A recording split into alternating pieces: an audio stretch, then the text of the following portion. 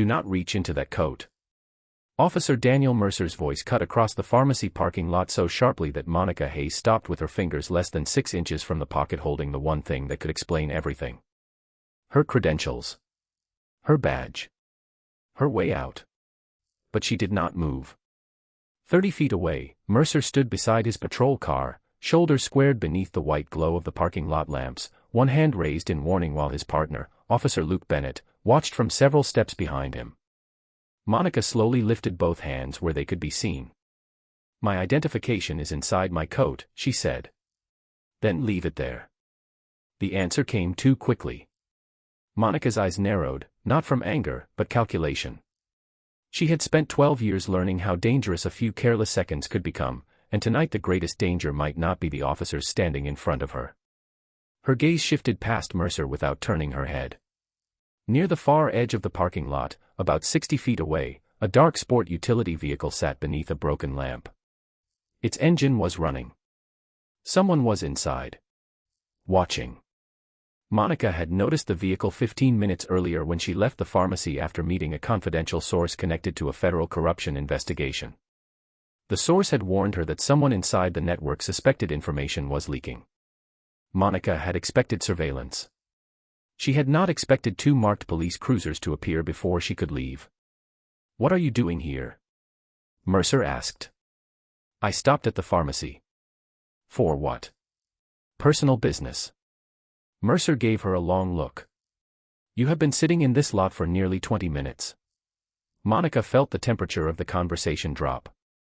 Someone had been watching long enough to know that. "Who told you that?" Mercer ignored the question. "Do you have anything in the vehicle I need to know about?" "Officer, before this continues, I would like you to call a supervisor." Bennett glanced at Mercer. Mercer's expression tightened. "Why would I need a supervisor?" "Because there are circumstances here you do not understand." "Then explain them." Monica looked toward the dark vehicle again through the reflection in her sedan window. Still there. Still watching. She could tell Mercer everything. She could say Federal Bureau of Investigation. She could identify herself as Special Agent Monica Hayes and end the misunderstanding in seconds. But if the person inside that sport utility vehicle heard those words, a 7-month investigation could collapse before she reached the end of the sentence. Worse, the source she had just met could be exposed. "I cannot explain it here," she said. Mercer let out a slow breath. "You cannot tell me what you are doing. You will not say who you work for. And you want me to call a supervisor?" "Yes." "That sounds convenient." Monica kept her hands raised. Cold air moved through the parking lot, carrying the smell of wet pavement and gasoline from the station across the street. A shopping cart rolled several feet before catching against a concrete curb. Bennett watched Monica more carefully now. Her breathing was steady. Her voice had never risen. Nothing about her movements matched the urgency Mercer seemed to expect. "Daniel," Bennett said quietly, "maybe we should run the plate first." Mercer looked back at him. "We will." Then he returned his attention to Monica. "Step toward the front of your car." She obeyed slowly. "Keep your hands visible." She did. Monica could feel the credential wallet pressing lightly against the inside of her coat. A few inches of fabric separated her from proof, but proof was not the only thing at risk. She looked again toward the far corner. The dark sport utility vehicle had switched on its headlights. Her stomach tightened. "Officer Mercer," she said carefully, "whatever you think is happening here, you need to slow this down." Mercer stared at her. "Why?" Monica watched the distant headlights brighten. "Because someone else is waiting to see what I do next." Monica did not look directly at the dark sport utility vehicle. She watched it in the reflection of her sedan window instead, a pair of headlights glowing beneath the broken parking lot lamp like eyes that had finally decided to blink. Mercer followed her gaze only as far as the glass. "Who is waiting?" he asked. "Someone I cannot identify here." "You keep saying that." "Because it is still true." Bennett had already moved toward the rear of Monica's sedan. He read the plate into his radio, then waded through a burst of static while dispatch searched the registration. Mercer stayed focused on Monica. You expect me to believe there is some mystery person watching you, but you cannot tell me who they are, why they are here, or why you were sitting in this lot. Monica kept her hands visible near shoulder height. I am not asking you to believe me. I am asking you to verify what you can verify. Mercer's expression hardened. I am verifying you right now. No, Monica said quietly. You are questioning me. Those are not the same thing. Bennett glanced up at that. Mercer did not appreciate the distinction. You want to tell me how to do my job? I want you to call a supervisor. And I already asked why. Because this situation involves information I cannot discuss in an open parking lot. Mercer took one slow step closer. What kind of information? Monica said nothing. The sport utility vehicle remained still. She could picture the men inside leaning forward, listening to whatever he could hear, studying every movement she made. Her confidential source had left through the pharmacy's rear exit minutes earlier. If the person watching suspected Monica was federal, the source would become vulnerable before morning. That was the line she would not cross. Bennett's radio finally crackled. Unit 14, registration return is limited. Vehicle is associated with a restricted government fleet record. Contact a supervisor or originating agency for further confirmation. Bennett looked immediately at Mercer. Daniel. Mercer kept his eyes on Monica. I heard it. That is not a normal return. I know what it is. Monica lowered her hands half an inch, then stopped when Mercer noticed. Keep them up. She raised them again. Officer Mercer, dispatch just gave you the reason I asked for a supervisor. It gave me another question. Bennett stepped closer. Or an answer. Mercer turned toward him. We have an anonymous caller saying she has been watching the pharmacy. Maybe armed, and has been sitting here for almost 20 minutes. Now the vehicle comes back restricted. That does not make this simpler. Monica listened carefully. There it was. The call had not merely described her. It had included details about how long she had been in the lot. Whoever made it had been watching before the officers arrived. What exactly did the caller say about me? She asked. Mercer looked back at her. Why does that matter? Because I want to know what behavior they reported, not what conclusion they gave you. Bennett's eyes shifted toward Mercer again. Mercer paused. They said you were acting suspicious. What action? Monica asked. Sitting in a car. Watching the building. From a public parking lot. Possibly carrying a weapon. Did they say they saw one? Mercer did not answer immediately. That delay told Monica enough. Officer Bennett, she said, did dispatch report a specific threatening action? Bennett hesitated. No. Not that I heard. Mercer shot him a look. Monica remained calm. Then every fact you have verified so far should be lowering your concern, not increasing it. Mercer's face tightened. You are still refusing to identify your employer. Monica looked toward the reflection again. The dark sport utility vehicle had not moved, but one of its headlights dimmed for a second as the driver shifted position. I will identify my employer to your supervisor. Bennett reached for his radio. I am requesting one. Mercer turned sharply. Luke. Bennett met his eyes. The vehicle is restricted government fleet. She has no visible signs of trying to leave. She has asked for a supervisor 3 times. I am calling. Monica felt something inside her chest loosen, but only slightly. Bennett keyed the microphone and requested supervisory response. Then the parking lot became quiet again. A cold gust pushed a receipt across the asphalt. Fluorescent light buzzed above the pharmacy entrance. Monica watched the dark sport utility vehicle through the sedan glass. For nearly 10 seconds, nothing happened. Then its brake lights came on. Mercer noticed Monica's expression. What? He asked. She kept her voice low.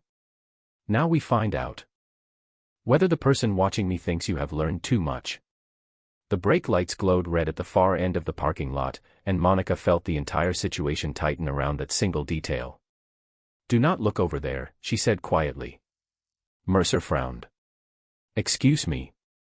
If you want answers, keep your attention on me. Bennett understood before Mercer did. His eyes stayed forward, but his posture changed. "Daniel, listen to her." Mercer gave him an irritated glance. "We are not taking instructions from someone we are questioning." Monica watched the sport utility vehicle through the curved reflection of her sedan window. It had not moved yet. The driver was waiting. Testing. "Officer Mercer, your dispatcher has found no warrant, no criminal record, and a restricted government registration. I have requested a supervisor. What fact are you waiting for?" Mercer folded his arms. "The fact that explains why someone reported you in the first place. That is not a fact. That is an accusation." Bennett looked toward him. The distinction landed, but Mercer resisted it. "Anonymous callers can still report real situations." "Of course they can," Monica said. "But every verified detail should change how you evaluate the report." Mercer's jaw tightened. "You are still refusing to tell me who you work for." "I am refusing to announce it in a public parking lot." A car passed on the street behind them, headlights sweeping across the pharmacy windows. Monica saw the driver inside the distant sport utility vehicle shift again. She could not make out a face, only a dark silhouette and the pale glow of a phone screen. Whoever was inside was not leaving because the scene was useful. Every minute Monica remained surrounded by police gave the observer more information. Mercer reached toward his radio. "Dispatch, confirm no wants or warrants on Monica Hayes." Static answered first. Then the dispatcher returned. "Confirmed. No wants, no warrants. Any criminal history?" Another pause. Nothing returned. Bennett exhaled quietly. Monica watched Mercer. She expected some visible recalibration. A softer posture. A different question. Anything. Instead, he looked at her coat pocket. Again. "And you said your identification is in there?" "Yes. But you will only show it to a supervisor." "I will show it when doing so does not compromise another person." Mercer shook his head. "There it is again." Another vague answer. Monica's voice stayed low. "You keep treating missing information as evidence against me." Bennett looked down for a moment, then back up. "She has a point." Mercer turned. "Luke." "No, Daniel. We started with a call saying she might be dangerous. We have not found anything supporting that." Mercer stared at his partner. The parking lot seemed to go silent around them. Even the fluorescent buzz above the pharmacy entrance felt louder. Monica lowered her hands slightly. Mercer noticed immediately. "Keep them where I can see them." She raised them again without argument. "That is exactly what I mean," Bennett said. "She has complied with everything." Mercer's expression hardened further, less because Monica had done anything new than because certainty was becoming harder to defend. Monica saw it clearly now.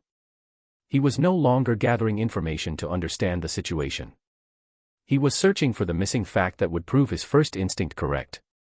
She had seen that pattern before, in interviews, investigations, even boardrooms. People rarely noticed when suspicion became attachment. "Officer Mercer," Monica said, "you do not have to trust me. But you do have to let new information matter." For several seconds, he said nothing. Then the dark sport utility vehicle began rolling slowly toward the parking lot exit. Monica's eyes followed it through the reflection. Bennett noticed the change in her face. "Is that the vehicle?" he asked. "Yes." Mercer instinctively turned toward it. "Do not," Monica said. Too late. The sport utility vehicle accelerated toward the street.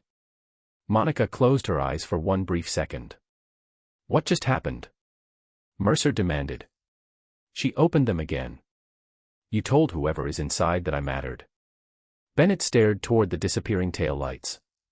Mercer looked back at Monica, uncertainty finally breaking through his expression. Then his radio crackled. "Unit 14, Supervisor is 3 minutes out." Monica looked at the empty exit where the vehicle had vanished. 3 minutes suddenly felt much longer than it should have. 3 minutes was enough time for a careful investigation to become a visible spectacle. A customer leaving the pharmacy slowed near the entrance. 2 people beside a parked pickup stopped talking. Someone farther down the row lifted a phone, not obviously recording, but not obviously doing anything else either.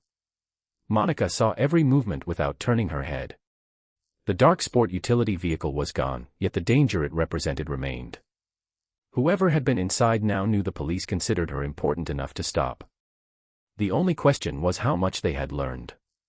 Mercer looked toward the parking lot exit, then back at Monica. Who was in that vehicle? I cannot tell you. You just said it was watching you. It was. Then give me a name. Monica's eyes moved toward the pharmacy doors. Behind the glass, a store employee rearranged a display near the register.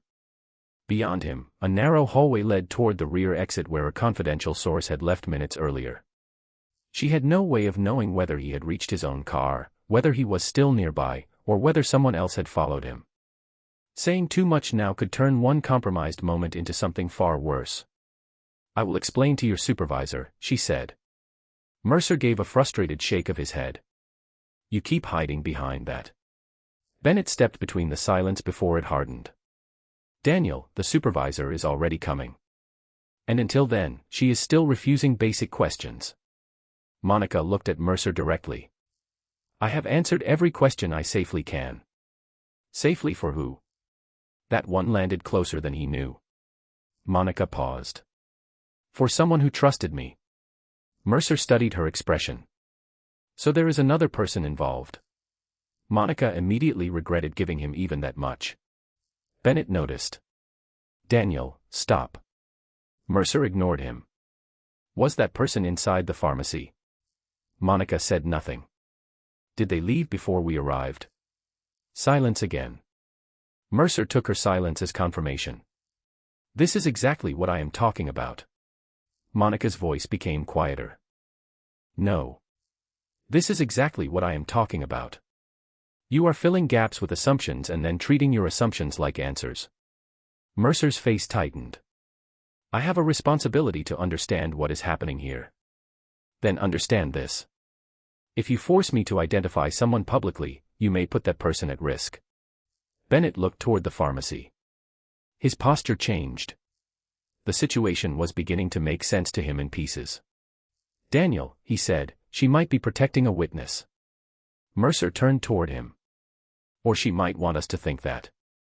Monica felt a flash of frustration rise beneath her calm. She let it pass before speaking. Every time a fact points away from your first conclusion, you invent another reason to keep the conclusion. Mercer stared at her. For the first time, there was no immediate answer. Wind moved through the parking lot, rattling a loose advertisement against a shopping cart shelter. Monica lowered her hands slightly to ease the tension in her shoulders. Mercer noticed, but this time Bennett spoke before he could. She is not going anywhere. Mercer looked at his partner. Bennett continued. No warrants. No criminal history. Government vehicle. Supervisor requested. We have enough to wait. Monica saw the resistance in Mercer's face, but also something new beneath it. Doubt. Not enough to change him yet, but enough to slow him down. Then Monica's phone vibrated once inside her coat. A single short pulse. She knew the signal. Her source had been instructed to send one vibration only if he believed he had been followed. Monica's expression changed before she could hide it. Mercer saw. What was that? My phone. Who contacted you? Monica looked toward him. I cannot answer that. Mercer exhaled sharply. Bennett watched her more carefully. Monica could feel the credential wallet against one side of her coat and the phone against the other. One could prove who she was. The other might tell her someone else was in danger. She could reach for neither.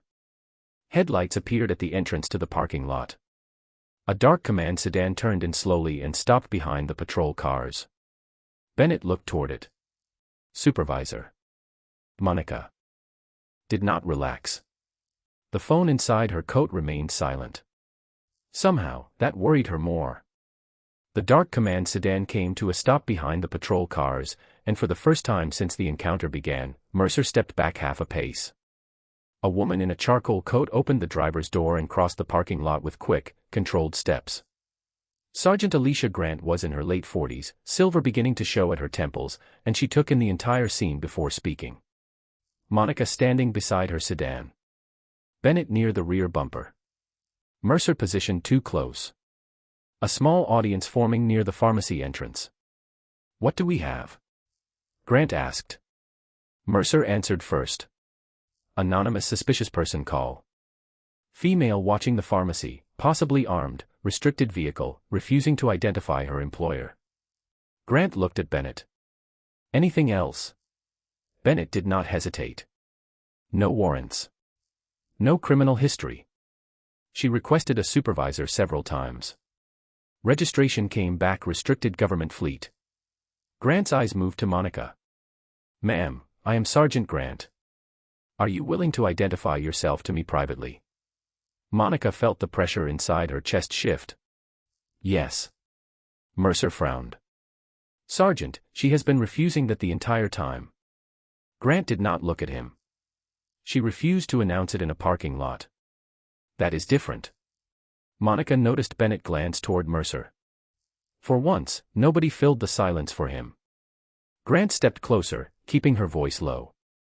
"Can you show me identification without compromising whatever you are protecting?" Monica looked toward the pharmacy windows, then toward the exit where the dark sport utility vehicle had disappeared. Her phone remained silent inside her coat. The single vibration from her source still sat in her mind like a warning light. "Not out here," she said. "Then we move 10 feet behind my vehicle, away from the crowd." Mercer shook his head. "We do not know who she is." Grant finally turned toward him. "That is why I am going to verify it." The sentence was calm, but it ended the argument.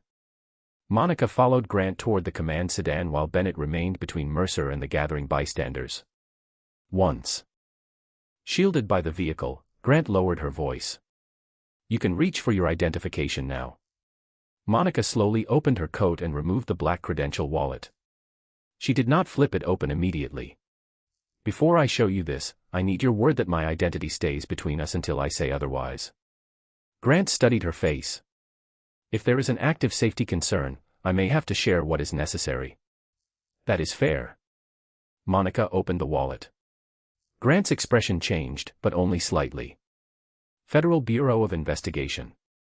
Special Agent Monica Hayes." She looked up. "All right." Monica closed the wallet. "I met a confidential source inside the pharmacy. I believe someone connected to the target was watching me from that sport utility vehicle. The police response may have confirmed I am not who they thought I was." Grant's jaw tightened. "Does your source know you were stopped?" "He sent a signal that suggests he may have been followed." "Do you need federal backup?" "I need privacy first." Grant nodded once. "You have it." They returned to the others. Mercer immediately looked at Grant. "Well." Grant's expression was unreadable. "We are changing the posture of this stop." Mercer frowned. "Meaning?" "Meaning you step back, keep the scene quiet, and stop asking questions until I finish verification." Mercer looked from Grant to Monica. "You know who she is now." Grant did not answer. That silence unsettled him more than any explanation could have. Monica stood near her sedan again, hands lowered now, shoulders still tense. The parking lot had grown colder, the light harsher. Bennett moved closer to her but kept a respectful distance. "Are you all right?" he asked. Monica looked at him. "I will be when I know someone else is." Bennett understood enough not to ask who. Mercer did not. "This is ridiculous," he muttered. Grant turned sharply. "No. What is ridiculous is ignoring information because it does not fit the first version of the story you heard." Mercer stared at her. Monica's phone vibrated again. This time twice. Her breath caught. 2 pulses meant one thing. The source had changed location and needed immediate contact. She reached toward her coat, then stopped herself. Grant noticed. "Is that important?" Monica looked at her. "Very." Grant nodded. "Take the call." Mercer's eyes widened. "We are just letting her use her phone now." Grant met his gaze. "Yes." Monica pulled out the phone and stepped behind the sedan. There was no call waiting, only a coded text message from an unknown number. 3 words. They know something. Monica read it twice. Then she looked toward the empty parking lot exit. The dark sport utility vehicle was gone. Whoever had been watching had already moved. And now, somewhere beyond the pharmacy lights, her source was trying to disappear before someone found him first. Monica read the message a 3rd time, then locked the phone and slipped it back into her coat. They know something. 3 words, but enough to change the meaning of every minute that had passed in the parking lot. Sergeant Grant watched her carefully. Can your source still move safely? Monica looked toward the pharmacy entrance. I do not know. Mercer stood several yards away, visibly frustrated by being excluded from the conversation. Are we finished here or not? Grant turned toward him. Not yet. Then what exactly are we waiting for? Monica answered before Grant could. For the part where everyone stops making this louder. Mercer stared at her. Bennett looked down, almost as if he understood the sentence was meant for more than one person. The parking lot had settled into an uneasy quiet. The small crowd near the pharmacy had begun to thin. A sedan pulled away from the far row. Wind pushed a plastic receipt along the curb. Monica could hear the faint ticking of her own engine cooling beneath the hood. She took one slow breath and started memorizing everything around her again. Time. Location. Patrol unit numbers. Witnesses. Cameras mounted above the pharmacy doors. The direction the dark sport utility vehicle had taken. She could not undo the stop, but she could make sure nothing about it disappeared later. Grant noticed where Monica was looking. You are documenting the scene in your head. Yes. Planning to file something. Planning to preserve facts. Mercer gave a short laugh. So now we are evidence. Monica turned toward him. Everything becomes evidence when people disagree about what happened. His expression tightened. I was doing my job. Then the record should help you. He had no answer to that. Bennett stepped closer to Grant. Sergeant, should we clear the bystanders? Grant nodded. Quietly. No more lights than necessary. Bennett moved toward the pharmacy entrance. Mercer remained where he was. Monica looked at Grant. I need to contact my team without saying my agency name over an open channel. Grant understood immediately. Use my vehicle. They walked behind the command sedan. Monica unlocked her phone and opened a secure contact. Before she could send anything, another message appeared from the same unknown number. Safe for now. Moving south. Monica exhaled slowly. Not relief. Not yet. But enough space to think. She sent a coded response requesting confirmation through a secondary contact point. Then she called Assistant Special Agent in Charge Ethan Cole. He answered on the second ring. Hayes. I have a possible compromise. Cole's voice changed instantly. Location. Pharmacy lot on Westbrook Avenue. Local officers initiated contact after an anonymous suspicious person call. A vehicle I believe was connected to the target observed the stop and left when police attention shifted toward it. Silence. Is your source secure? Moving. I have partial confirmation. Are you exposed? Monica looked through the command sedan window at Mercer. Possibly. Cole paused. Do not leave until I get there. Understood. She ended the call. Grant had heard enough to understand the scale of the problem.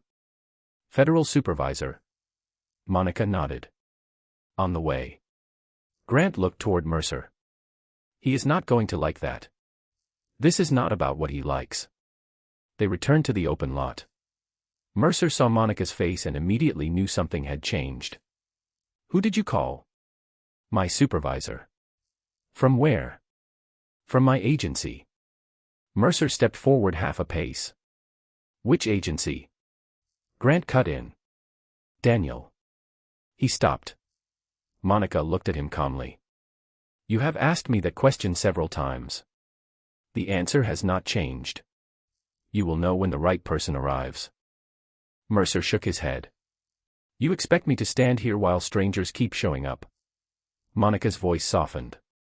You keep calling them strangers because you still think this scene belongs to you. The words landed harder than anger would have. Mercer looked away. Bennett returned from the pharmacy doors. Crowd is clearing. Store manager says exterior cameras cover the lot. Monica nodded. Good. You want the footage? Preserved. Not copied yet. Bennett looked at Grant. She nodded. I will handle it. For several seconds, nobody spoke. The lights from the patrol cars reflected across Monica's sedan in slow blue and red pulses. She looked at her own reflection in the side window. Same coat. Same tired eyes. Same credential wallet still hidden inside the fabric. The badge had not changed anything yet because nobody except Grant had seen it. Monica realized she preferred it that way. If the truth only mattered after someone saw a federal seal, then the deeper problem would still be untouched. Headlights appeared at the entrance to the lot.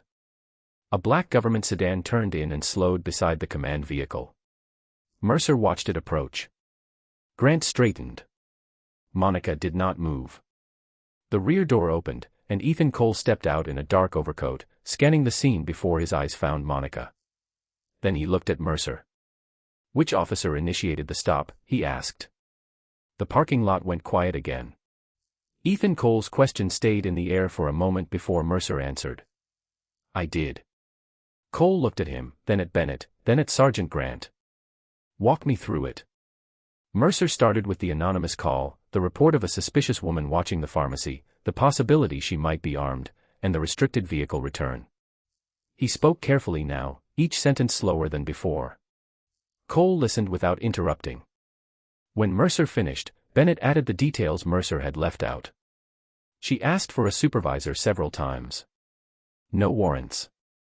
No criminal history. She warned us about a dark sport utility vehicle before it left. Cole's eyes moved to Monica. The same vehicle you flagged? Yes. And your source? Moving south. Safe for now. Cole nodded. Once. Then another set of headlights entered the lot. A black police command sport utility vehicle pulled beside Sergeant Grant's sedan. Chief Robert Caldwell stepped out, buttoning his coat as he crossed the pavement. He looked irritated at first, the expression of a man called away from something important. Then he saw Monica. He stopped. Recognition replaced irritation so quickly that Mercer noticed it immediately. Caldwell had met Monica 3 days earlier during a closed interagency briefing on the corruption investigation. He had heard her describe the source network, the surveillance concerns, and the need for local discretion. Agent Hayes, he said. Mercer turned toward Monica. The title landed harder than anything said all night. Caldwell looked at Grant. Why is Special Agent Hayes standing in the middle of a patrol stop? Grant answered plainly. Anonymous suspicious person call. Officers Mercer and Bennett responded. Vehicle came back restricted. Agent Hayes requested supervisory contact. I verified her credentials privately. Mercer stared at Monica's coat pocket. For the first time, he seemed to understand exactly what had been sitting inches from her hand since the beginning. Caldwell faced him. Did she tell you she had identification? Yes, Chief. Did you let her retrieve it? Mercer hesitated. No. Did she ask for a supervisor? Yes. How many times? Bennett answered quietly. At least 3. Caldwell's expression tightened. And after the vehicle return? We continued the stop, Mercer said. Monica watched him carefully. There was no satisfaction in seeing his certainty disappear. Only exhaustion. Caldwell turned toward her. Agent Hayes, are you willing to show the credentials now? Monica looked toward the pharmacy, then toward the empty exit where the dark sport utility vehicle had vanished. The person watching was gone. The source was already moving. The secret had likely been compromised anyway. She reached slowly into her coat and removed the black credential wallet. No one stopped her this time. She opened it. The gold federal seal caught the white parking lot light. Mercer's eyes fixed on it. Bennett looked down. Caldwell. barely glanced at the badge because he already knew who she was. Federal Bureau of Investigation, Mercer said under his breath. Monica closed the wallet. Caldwell looked toward the parking lot exit. Were you meeting the confidential source tonight? Yes. Did the vehicle that left belong to anyone connected to your target? I believe so.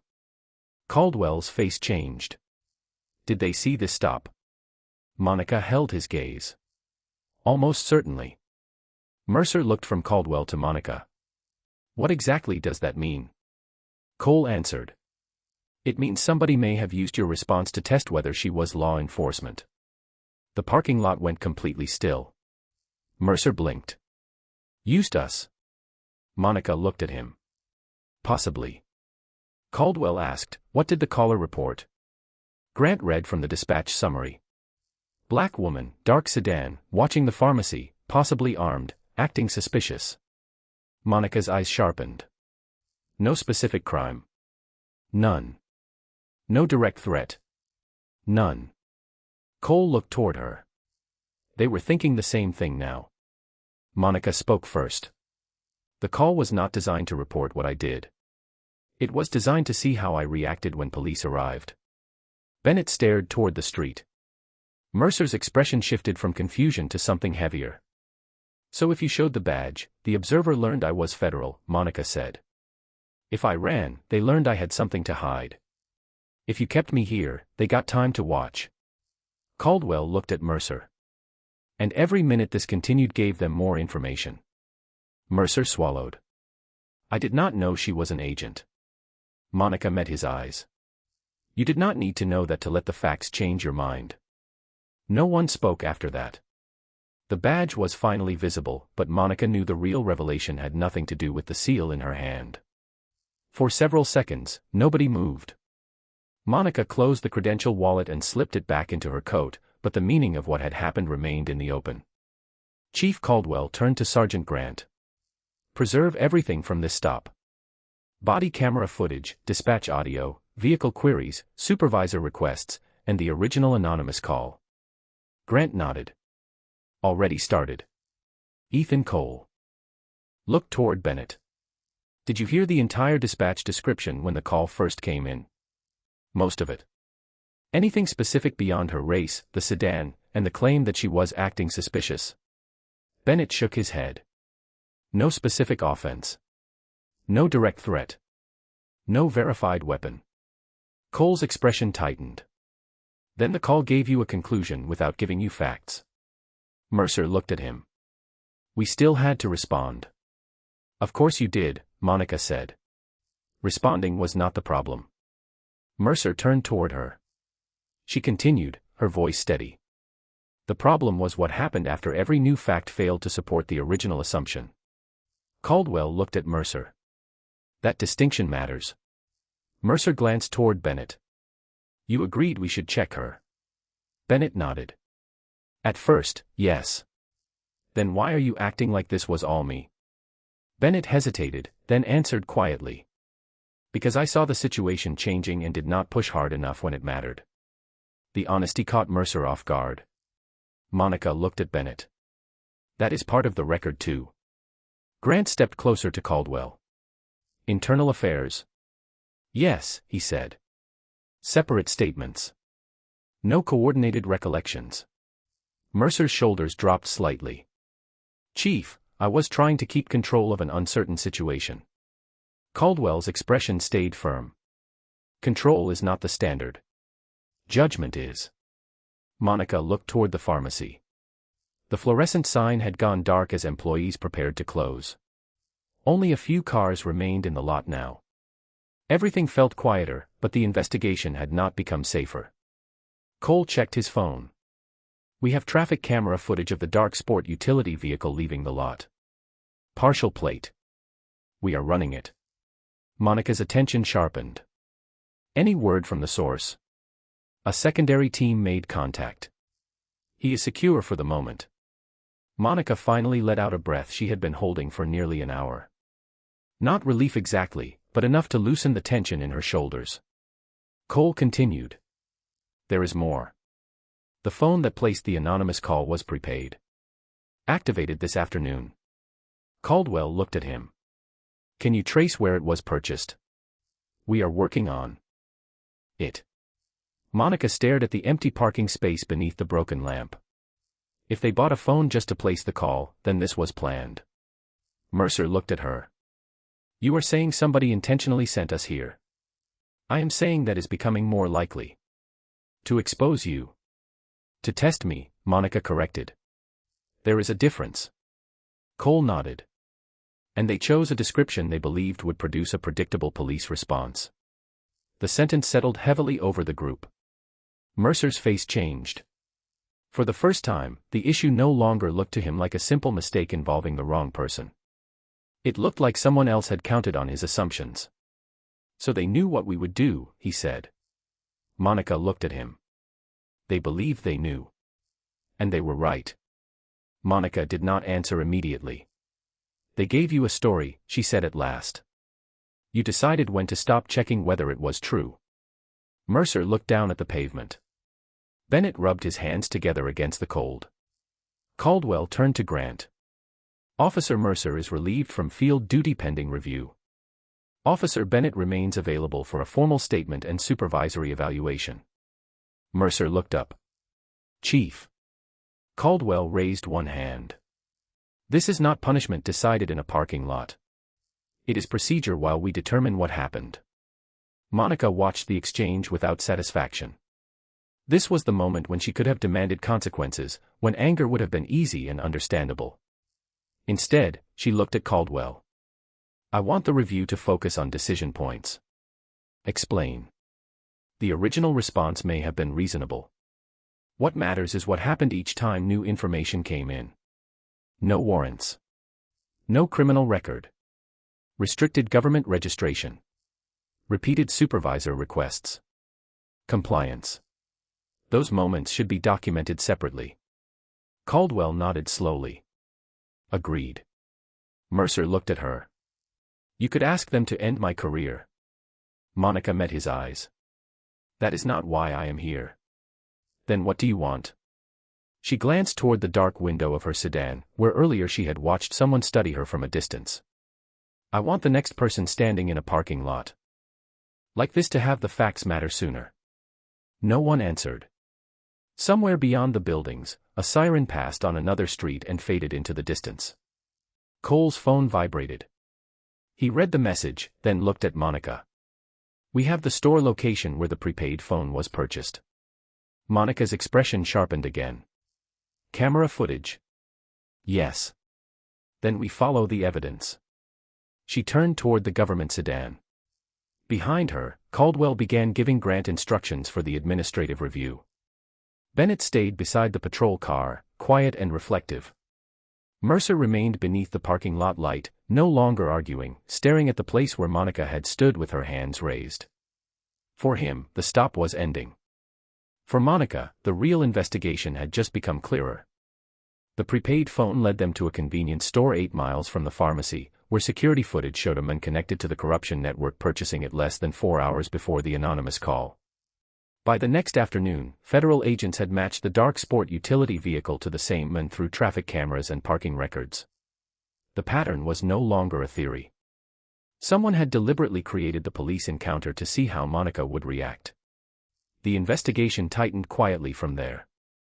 Her confidential source was moved to a safer location, the compromised meeting route was abandoned, and the federal team rebuilt the surveillance plan around information the network did not know had been preserved.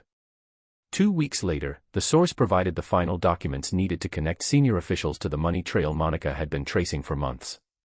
The case moved forward. So did the review of the parking lot stop.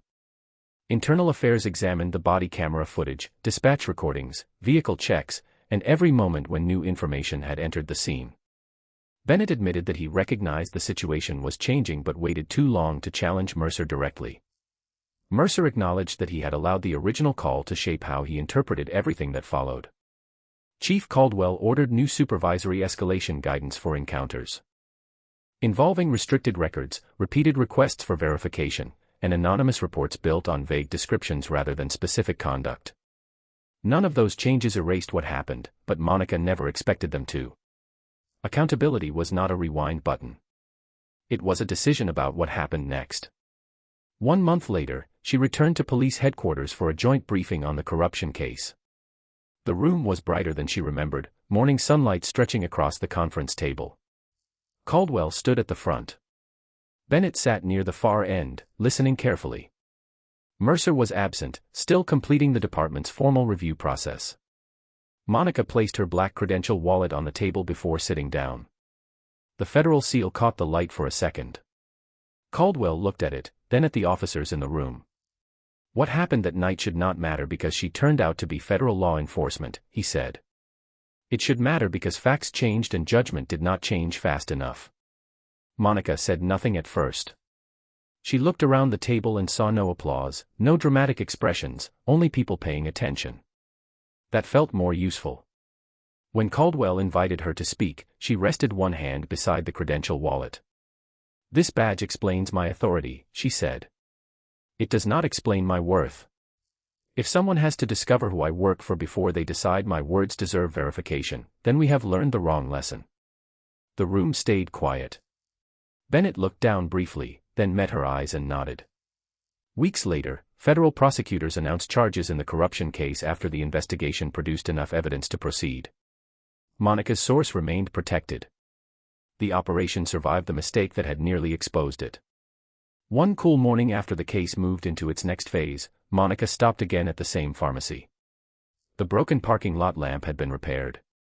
There were no patrol lights reflected in the windows, no crowd gathering near the entrance, no voice telling her to keep her hands where someone else could see them. She bought coffee, stepped outside, and paused beside the space where her sedan had been parked that night. Her credential wallet rested inside her coat, exactly where it had before. She touched the edge of the pocket, then let her hand fall. The badge had eventually changed the way people treated her, but that was never the point. The deeper lesson was simpler and harder. Suspicion can begin a question, but it should never be allowed to become the answer before the facts arrive. Monica crossed the lot and continued toward her car as morning traffic moved along Westbrook Avenue. No victory speech followed her. No one needed one. The evidence had spoken, the system had been forced to examine itself, and the people involved had been left with a choice about what they would do differently next time. If you had been standing there that night, watching each new fact challenge the original assumption, at what point would you have spoken up, and would you have had the courage to change your mind?